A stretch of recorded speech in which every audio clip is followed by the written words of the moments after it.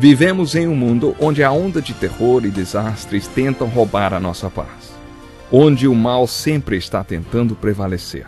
Mas vemos pela palavra de Deus desde o Antigo Testamento que o cuidado de Deus para com aqueles que o temem e o buscam é muito real e permanente. Fique atento a mais um programa Encontro com a Palavra. Aqui apresentamos a palavra de Deus como resposta a todas as mais difíceis questões da vida.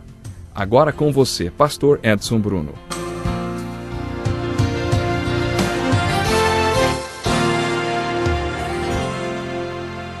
Olá, estamos começando mais um Encontro com a Palavra e hoje vamos continuar nosso estudo no Inário Inspirado do Velho Testamento, o livro de Salmos. Vamos ver hoje o Salmo 32. Já estudamos alguns salmos do homem abençoado e também já começamos a analisar alguns dos salmos de oração. Vimos que os salmos do homem abençoado são salmos de pregação, nos quais o salmista fala com o homem sobre Deus. Já os salmos de oração estão relacionados a sentimentos, são mais emocionais, ou falam de experiências do salmista. Conforme já disse, uma boa maneira de abordar esses salmos, nos quais o salmista conversa com Deus sobre o homem, seria considerar o seu estado emocional quando ele ora. Então, se você se identificar o seu estado emocional, continue até que o salmista conte o que fez a respeito daquela situação, especialmente se esses sentimentos com os quais você se identifica forem negativos. O salmo de hoje diz: como é feliz aquele que tem suas transgressões perdoadas e seus pecados apagados. Como é feliz aquele a quem o Senhor não atribui culpa e em quem não há hipocrisia. Enquanto eu mantinha escondidos os meus pecados, o meu corpo definhava de tanto gemer, pois dia e noite a tua mão pesava sobre mim. Minhas forças foram se esgotando como em tempo de seca. Então reconheci diante de ti o meu pecado e não encobri as minhas culpas. Eu disse: confessarei as minhas transgressões ao Senhor, e tu perdoaste a culpa do meu pecado. Portanto, que todos os que são fiéis orem a ti enquanto podes ser encontrado. Quando as muitas águas se levantarem, elas não os atingirão. Tu és o meu abrigo, tu me preservarás das angústias e me cercarás de canções de livramento. Eu os instruirei e os ensinarei no caminho que você deve seguir. Eu o aconselharei e cuidarei de você. Não sejam como o cavalo ou o burro, que não têm entendimento, mas precisam ser controlados com freios e rédeas. Caso contrário, não obedecem. Nos Salmos 32, 51 e em muitos outros, o estado emocional descrito é muito conhecido: o sentimento de culpa. No Salmo 32, Davi nos dá uma descrição bonita e completa dos sintomas físicos causados pela culpa. Davi fala sobre desonestidade, miséria, frustração, sobre sua força que secara como a água que evapora em um dia de sol. Ele fala sobre uma seca espiritual. Nesse salmo, o salmista está lidando especificamente com a culpa. Quando estávamos estudando o 1º e 2º Samuel, vimos que a culpa pode ser uma emoção negativa para a saúde. O fato de você se sentir culpado mostra que você tem certa integridade. Você tem um padrão de justiça com o qual não está de acordo. Há duas maneiras de lidar com esse tipo de culpa. O mundo resolve o problema dizendo que não existe nem certo e nem errado, e por isso não há motivo para sentir-se culpado. Segundo a Bíblia, a culpa existe e há solução para esse sentimento. A solução é a confissão. Nesse salmo, Davi está refletindo sobre o ano em que encobriu o pecado com Batseba e o assassino do marido dela, Urias. Deve ter sido um ano muito difícil para Davi. Quando o profeta Natã confrontou Davi, ele tinha decidido confessar seu pecado. No Salmo 32, Davi está descrevendo seu estado emocional antes e depois de ter confessado seu pecado. Como é feliz, ele diz, que alívio, que alegria. Com essas palavras, Davi descreve a bênção do perdão que se seguiu após a confissão dos seus pecados. Como você sabe que seus pecados foram realmente perdoados? Algumas pessoas explicam assim: a Bíblia afirma que foram. Eu acredito. Feito. é verdade. O oposto também é verdadeiro. A Bíblia afirma que fui perdoado, eu duvido. Nada feito. Você pode confiar na palavra de Deus e nela aprendemos que, se confessarmos os nossos pecados, Ele é fiel e justo para perdoar os nossos pecados e nos purificar de toda injustiça. Primeira carta de João 1:9. Você sabe que foi perdoado porque a Bíblia diz. A Bíblia diz isso. No entanto, você também sabe que seus pecados foram perdoados quando experimenta o que Davi descreveu no Salmo 32. A bênção do perdão. Quando você não sente mais culpa, você sabe que seus pecados foram perdoados. O Salmo 19 também foi escrito por Davi, é outro lindo salmo de oração. Ele é dividido em 3 parágrafos. Deus nos revela a verdade de muitas maneiras. Primeiro, Ele nos revela verdades através da natureza. Logo no início, lemos que os céus estão fazendo uma pregação sobre a glória de Deus. Não se passa um dia nem uma noite sem que os céus não façam esse sermão. Davi continua falando do lugar onde o firmamento está pregando, o espaço, e também do conteúdo desse sermão, a dimensão de Deus que é infinita, infinita e infinita. Como pastor, Davi passava muitas noites deitado no chão, olhando as estrelas e meditando sobre Deus. No Salmo 19, Davi está nos dizendo que em uma das noites em que ele estava dormindo no chão, esses corpos celestiais fizeram um sermão para ele sobre a glória de Deus.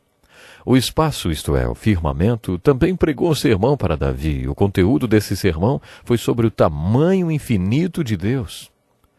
O segundo parágrafo do Salmo 19 descreve outra maneira pela qual Deus revela a verdade para o homem. Esse segundo parágrafo revela a palavra de Deus para o homem através das Escrituras. Os teólogos chamam a mensagem de Deus através da natureza de revelação natural. E eles chamam a mensagem de Deus para nós através das Escrituras de revelação especial. A Bíblia é uma revelação especial de Deus para o homem. Nesse segundo parágrafo do Salmo 19, Davi diz algumas coisas lindas sobre as Escrituras. Davi nos diz que a palavra de Deus é perfeita, que fala o que é certo, é pura, é verdadeira. Davi também nos fala sobre os efeitos da palavra de Deus em nossa vida. Ele diz que a palavra de Deus ilumina os olhos e alegra o coração. E, mais importante ainda, a palavra de Deus converte nossas almas. O segundo parágrafo do Salmo 19 nos dá uma visão geral do que a palavra de Deus é e o que ela pode fazer em nossas vidas. No parágrafo de encerramento desse salmo, Davi mostra o porquê dele ter sido classificado como um dos salmos de oração. Enquanto está deitado no chão, olhando para as estrelas, seus pensamentos voltam-se para seu interior. Então ele ora: quem pode discernir os próprios erros? Absolve-me dos que desconheço. Também guarda teu servo dos pecados intencionais, que eles não me dominem. Então serei íntegro, inocente de grandes transgressões. Ele faz uma oração que deveria ser feita por todos nós. Que as palavras da minha boca e a meditação do meu coração sejam agradáveis a ti, Senhor, minha rocha e meu redentor. Procure relacionar essa oração de Davi no final do Salmo 19 com o resto do Salmo. Você perceberá que o que ele está dizendo é mais ou menos isso. Senhor, sua mensagem através da natureza é maravilhosa. Deus, sua palavra através da Bíblia é perfeita. Ela é um milagre perfeito. A Bíblia não é apenas uma revelação. Sua palavra é poder com forças sobrenaturais em nossas vidas. Sua palavra pode converter a alma do homem e iluminar seus olhos e tornar o simples em sábio. Ah, Senhor, sua revelação através das Escrituras é perfeita. A seguir, reflita sobre a oração no final do Salmo. Poderíamos parafraseá-lo da seguinte forma: ah, Senhor, e a sua revelação através de mim? Estamos escrevendo um evangelho, um capítulo a cada dia, através das coisas que fazemos e dizemos. Os homens leem tudo o que escrevemos. E eu, como estou escrevendo o evangelho? Deus revela a verdade de várias maneiras. Deus tem revelado a verdade através da natureza e das Escrituras. Ele também quer revelar a verdade ao mundo através de nós. Você e eu somos a única Bíblia que muitas pessoas vão ler. Que tipo de Bíblia as pessoas leem quando olham para a sua e para a minha vida, hein? Essa é a mensagem básica da oração de Davi no final do Salmo 19. Já o Salmo 73 é mais um salmo de oração que apresenta outro estado emocional. O Salmo 73 não foi escrito por Davi, mas por um homem chamado Asaf. O próprio Asaf nos conta que invejava a prosperidade do ímpio e duvidava da justiça de Deus. O seu problema emocional era a dúvida e a inveja. Quando estudamos o livro de Jó e as 30 razões por que o povo de Deus sofre, aprendemos que Deus realmente permite que o seu povo sofra. Deus se comunica com o mundo através do sofrimento dos santos. Isso acontece quando você passa a fazer parte do povo de Deus. Deus transforma os corações feridos dos seus santos em luz para todo o mundo. Os mártires da fé sacrificaram para mostrar ao mundo a glória de Deus através de seu próprio sofrimento. Caminhar na fé não quer dizer que o céu vai estar sempre brilhando, nem que a grama será sempre verde, nem que os pássaros estarão sempre cantando. A decisão para se tornar um homem ou uma mulher temente a Deus pode significar exatamente o contrário. A fé pode levar a uma série de problemas. Deus pode querer mostrar que há um tesouro muito precioso em um simples vaso de barro e um fundamento sobre uma casa, que é a sua vida. O jeito mais óbvio de Deus mostrar esse tesouro e esse fundamento é colocando peso sobre o vaso, ou deixando a tempestade bater sobre a casa. Asaf não gostava dessa ideia. Ele disse, quando via a prosperidade desses ímpios: eles não passam por sofrimento e têm o corpo saudável e forte. Estão livres dos fardos de todos. Não são atingidos por doenças como os outros homens. Quando tentei entender tudo isso, achei muito difícil para mim até que entrei no santuário de Deus e então compreendi o destino dos ímpios. Quando Asaf levou suas dúvidas para o santuário de Deus, as dúvidas foram esclarecidas. Deus o deixou passar uns 5 minutos no inferno. Acho que essa é uma boa maneira de explicar a experiência de Asaf, porque ele diz que no santuário de Deus, Deus mostrou então para ele o fim do ímpio. Deus mostrou para ele o banquete de consequências que os ímpios comerão no final de suas vidas. Quero me despedir hoje lançando um desafio. Se Deus fizesse você passar 5 minutos no céu e 5 minutos no inferno, qual desses 2 lugares causaria maior impacto? Isso é algo para se pensar até o nosso próximo programa, hein? E não esqueça, Deus está pronto para perdoar, para purificar a sua vida. Deus lhe abençoe e até o nosso próximo encontro. Que lição importantíssima. Obrigado, pastor Edson Bruno. Prezado ouvinte, coloque em prática o que você ouviu aqui. Sem dúvida, sua vida será grandemente abençoada. Este é um estudo escrito pelo Dr. Dick Woodward, na voz do pastor Edson Bruno. Escreva-nos e solicite o material.